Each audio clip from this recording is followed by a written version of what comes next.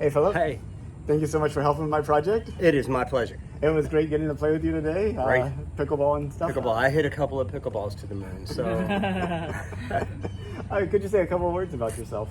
My name's Phillip. I live here in Memorial Northwest in Northwest Houston. I'm a pulmonary and critical care physician.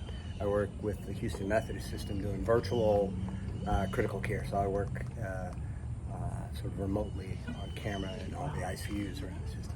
Oh, that's amazing. My father-in-law was just at Methodist ICU, and his initial consult, like the kidney doctor, was also virtually. So we kind of got to see the patient side of that. Yeah. Virtual medicine, I think, is the future of medicine. I mean, it's there just aren't enough doctors, and it's going to get worse over the next 20 years. And so, I was the medical director of critical care at Willowbrook, and I left that to do virtual ICU because I think it's very exciting, and I think it's going to be a lot of what medicine is in the future. So.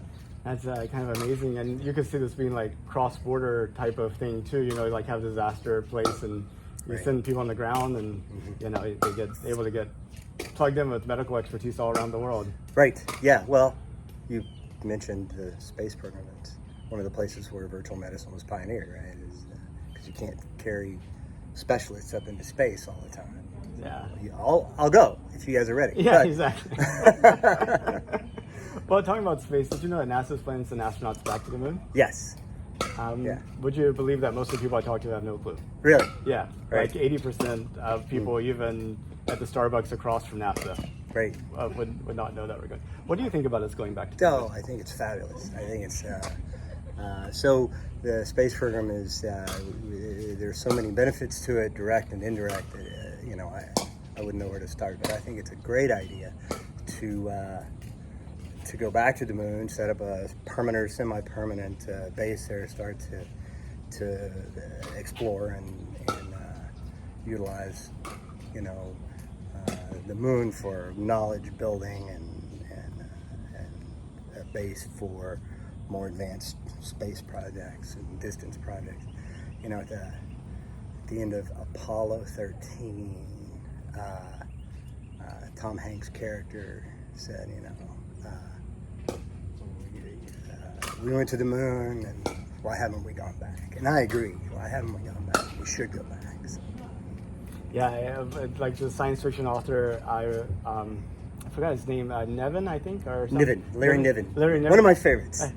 He's like, actually, I think it was Jerry Pournelle, actually his co-author, said, always knew that I would be alive to see the first person on the moon. I didn't think I would be alive to see the last. Right. That's great. That's a perfect quote. So I think we should go back. Where do you see this leading us? If you're like to look out 200 years, do you think we have those permanent bases on like other planets and people living their lives, or do you think we're still just here? That's always the the big question. 200 years, and who knows what'll happen in 200 years? My goodness, look how far we've come in the last 50. In our lifetimes. Sure.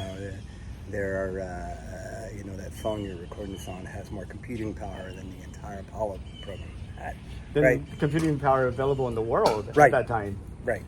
So my hope is that there are permanent settlements on the moon, maybe in orbit, maybe even, other planets, which I know that's sort of in the plan as well. That takes a whole different level of dedication, I think, to go to Mars or another planet, which, I guess Mars is the one that makes the most sense. It's not habitable, but Venus is a raging inferno. So it's almost as habitable as Minneapolis in the winter. Right. I remember there was a summit on global warming in New York, and it was colder there than it was on the face of Mars that day. So, if you could, would you take a trip to space? Sure.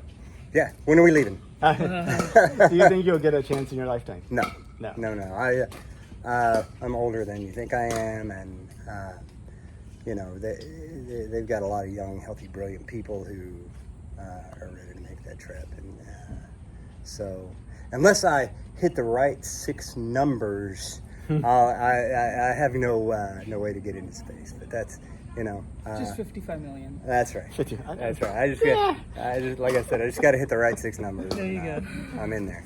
Some people will spend more on their boat. No, I'm Sure. just kidding. Well, thank you so much, Phillip. It's great Yes, to get sir. to talk to you. Thank you.